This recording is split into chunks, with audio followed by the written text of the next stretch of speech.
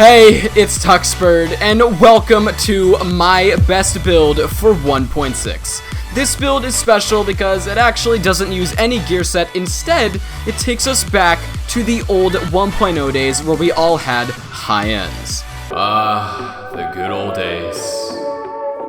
But anyways, please note that my build configuration that I'm showing here isn't the best. I mean, it could be, but it's 4 days into the patch. But nonetheless, the foundation set here in this video is what I believe is the best build currently.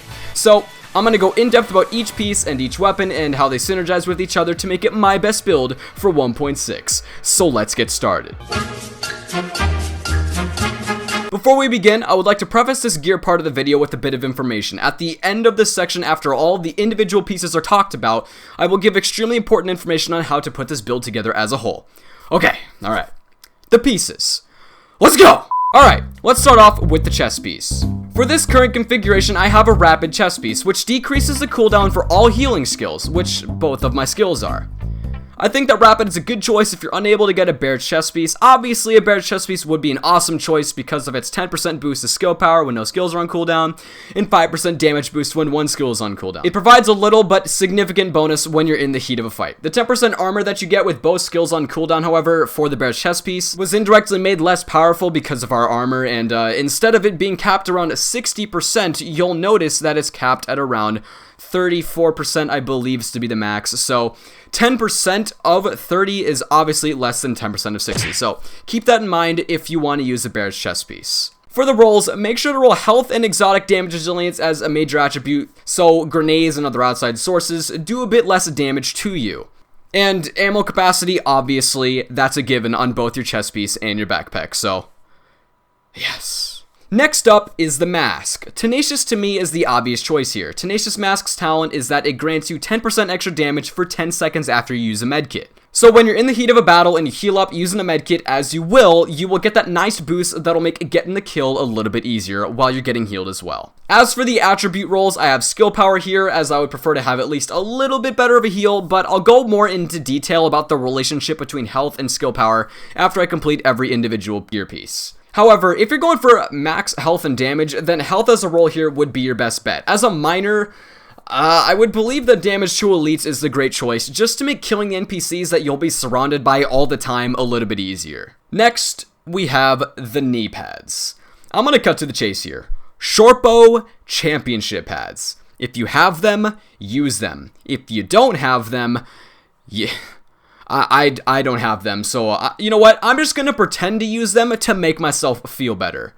There. Make sure health is on your knee pads as well, and having damage to elites and increased kill XP down in the minor attributes will also make your life a whole lot easier. I'll go over a few ways to get these knee pads, if I actually have them, and the Skulls MC Gloves exotics later in the video for you guys. Next, we have the backpack, a specialized backpack. This one's been my choice of backpack for any build for the last few patches, and it's no different in 1.6. Specialized. Adds 200% of firearms and stamina to skill power. The value that this backpack offers is worth even more in 1.6 for several reasons. As you all may know, first aids and medkits have been nerfed significantly as the skill power curve has changed to give more benefit the higher up you go in skill power. Which means that people who want to play as a DPS or tank player now need to spec into electronics. Yeah.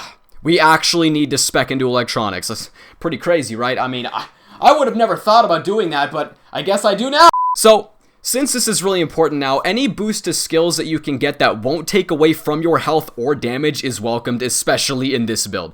So, boom. Oh, and health roll and ammo, obviously, and this should be for every single backpack you get, no matter what. Now we have the Skulls MC Gloves. This exotic makes this build what it is, and these gloves alone make the high-end build my best build for 1.6. Skulls MC Gloves. Damage increased by 16% when no set bonuses are active. Obviously, we're not using any gear sets, so the 16% bonus that the gloves are going to offer us is really going to benefit us here. And there's no other gear set combination in the game that can match up to this 16% damage boost in all circumstances that you'll have in the game. All of the others are contingent on something or some weapon. For your rolls, obviously roll the plus weapon damage for whatever you want to be your primary weapon, and critical hit chance and critical hit damage would be your ideal rolls for the other two, in order to have the maximum damage possible. However, taking into account the nerf to first aids and medkits 2, skill haste would be a great roll for your gloves because you'll be able to heal a little bit faster than your opponent with it. If you want to go raw damage, this isn't necessary, but keep this in mind. This build is all about finding a balance between everything, and that is what's up to you guys, to find what works for you. Lastly, we have the holster. Nimble to me is the best talent for any high-end holster, as it has the most utility, and of course comes back to the topic of healing. Nimble. Heal 2% of max health for every 1 meter run in cover-to-cover during combat. You could potentially pair this with Tactical Advance or something that grants you extra damage when you do cover-to-cover movements, and it will turn you into a machine for a few seconds right after you make that cover-to-cover move. For the major attribute for the holster, you have a few options here. Plus health, plus reload speed, or plus skill haste. All of them will be a huge benefit to the build, but I would go with what you're going to deem the most useful. Becoming a bit tankier, being able to reload quicker and lay more shots down, or having lower cooldowns for heals and skills. I run skill haste mostly because it's just what I got it with, but also it shouldn't be overlooked because playing as a DPS player in this meta is significantly more difficult than it was in all prior patches. However, I'm just gonna put this holster on because it has reload speed and it inflates my DPS to 411,000, so if you're gonna hate, save it, because I like feeling good! Alright, now that all of the individual pieces are covered, here are a few pointers that I would consider in building the build. Ideally, what you'll want to do is, instead of rolling stamina on your pieces as a main stat, substitute that for health rolls instead. As you may or may not have heard, stamina now gives you 15 health per stamina point rather than 30 health per stamina point. And because of this, rolling health on all possible pieces is a perfect substitute for rolling stamina. So I would suggest rolling only one piece into stamina, as I have here, and the rest into firearms or electronics as you see fit. To make up for this lack of stamina, I would put on stamina mods with plus health to give you that a bit of power that you need. And also, the reason why this current build configuration that I'm showing you isn't perfect is because I have yet to find the perfect balance between stamina, skill power, and skill haste. But that's where the fun is in making builds, seeing what works for you. Alright, now that the gear is covered, let's look at the weapons of the build. So, I use a lightweight M4 as my primary, and given what the Skull's MC Gloves bonus and my firearms have added to, I get about 24,000 damage per bullet on my primary. Looking a little bit more in-depth to my critical hits and whatnot, I have about a 16% critical hit chance with Vicious, of course, and 70% critical hit damage. Headshot damage is where I'd like to be with this build, because I would like for it to shine there, because ADSing on console is becoming ever more important as the hipfire way of PvPing is slowly dying away, at least from what I've seen. Plus, I've also been bad at hip firing since day one, so I trust in my left trigger. Ideally though, if I could get critical hit chance on my Skull's gloves and maybe spec a bit differently on my mask or something for critical hits, I wouldn't be so low on my critical hit chance because with Vicious, I only have 6, so obviously room for improvement. My secondary is a Navy MP5 just because SMGs are really respectable now and are a great secondary or even primary if you prefer it for this build. Unlike the old 1.5 Alpha Bridge meta, you can run whatever 2 weapon types you want and no strings attached. Just remember that for SMGs though, to make them work as good as they possibly can, tailor all of your weapon attachments, talents, gear bonuses, all of that stuff towards critical hit damage and critical hit chance, so it becomes a critting machine. Also, on the topic of weapon talents, make sure to look for these weapon talents so you can gauge whether or not they're good if you ever pick up a weapon and you want to see how good it is. Responsive, deadly, competent, unforgiving, and brutal are some of your best choices and the talents you should look for. Also note that while still good for PvE, destructive isn't as good as it was before in 1.5, in PvP situations at least, due to the nerf in overall armor percentage and inability to roll armor as a main stat anymore, so keep that in mind as well. Oh, and your pistol, I don't really care. It's a pistol, and you'll never really use it, so if you want to run, I mean, don't care, just run whatever you want. Alright, now moving on to the attachments of the weapons. To save a lot of words, I'm just gonna show you them. So, yeah, I'm lazy, so what?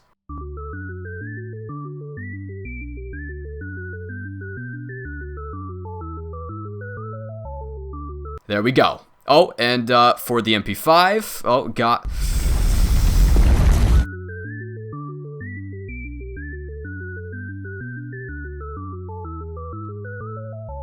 Shazam! like I said earlier in the gear portion of the video, plus health is going to be your best bet for your mods. And given how you built your firearms, stamina, and electronics, you'll want firearms, electronics, or stamina mods. I, however, use stamina mods with one electronics mod just for those tiny bit of better heals. For performance mods, I just run first aid self-heal as they're important as ever to have. Obviously, the first pick is the first aid overdose skill. Mine is sitting at about 128,000 out of my total 241,000 health, so it heals me about halfway up my health bar. This is currently what I'm going to experiment with to get the best heal or health combo or whatever keeps me alive the longest. So I'm still not done with this, but I'm gonna try to keep testing it out. My other skill is an immunizer support station. I use it for the immune ability against fire turrets, shock grenades, and shock turrets, which are the most common things that you'll find in the current PvP environment right now. And whenever it's about to blow up, or if you're just scurrying to get an extra heal and you're gonna die without it, you can just blow it up and you get about a bar of your health back, so it's a win-win. Moving on to talents. My 4 talents are as follows.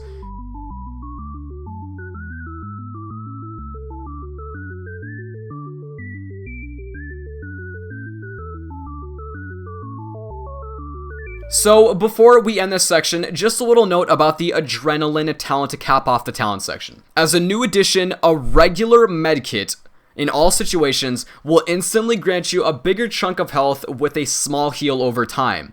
But that heal, that small over time heal, can be cancelled by getting shot at. What the new adrenaline talent does, instead of giving you the ability to overheal with a medkit, it now removes the instantaneous chunk of health that you get from a medkit and it makes it completely over time. But you can get shot and it'll keep healing you for 10 seconds until the timer runs out. So it's just something to think about. To start us off here, when in last stand with this build, the best way to stay alive and to keep those kill streaks climbing with the high burst damage you'll be doing with this build is to pick smart fights. Please, do not run into a group of 8 people expecting to kill all of them. No build in this game can do that. Well, at least not that I know of, but guys, if you do know it, please tell me so I can exploit it. Anyways, not to gloat or anything, but my highest kill streak in the last stand game mode after a grand total of 5 games is 22 kills just using this build, so it's also really unoptimized, so there we go. But like I said, no build in this game is going to grant you the ability to take on 8 people without taking any damage, so you have to play smart. Also remember, since everything is rolled to maximum stats for what you have in last stand only, you can try different variations of high ends or different mods and find a playstyle that's tuned to how you play with this. So, to cap off the video, you've watched it all and you want to know, oh, the great and handsome TuxBird, where can I get these beautiful exotics that you recommended in this video? Well, let's talk. You can get exotics from a few different sources. Your first completion of legendary missions and heroic incursions weekly, including the brand new Stolen Signal incursion, by the way, and as guaranteed drops from weekly caches. Also, survival, last stand, and field proficiency caches have a really small chance of giving you a sweet exotic, just as an extra. But if you want to just look for Skull's MC gloves, Shortbow championship pads, or the bear chest piece, then we can dig a bit deeper. Skull's MC gloves can drop from the open world bosses, that is, Bullet King, Chains, Soreto, etc., and can be drops from the high value target bosses too. Shortbow championship pads can drop from the main boss of the Madison Field Hospital mission on hard mode, but it drops really rarely at that. Also another rare drop, the Barrett's Bulletproof Vest chest piece can drop from the Lexington Event Center mission's final boss, Lorraine Barrett, if you guys have spent, your entire lifespan in 1.5 farming for it and didn't get it, I feel you with that. But it's still a way that you can get it. So, there's several ways you can farm for these items specifically, and of course the high ends in the build are easy to come by as you don't have to look for a specific set drop. So, there we have it. I hope you guys enjoyed this video, and if you guys did enjoy or are going to use the build, or you found at least something informative in this video, then please make sure to drop a like as it always helps me out, and make sure to subscribe to the channel if you like handsome penguins that play video games. Thank you guys for watching. This has been TuxBird. Peace out, guys.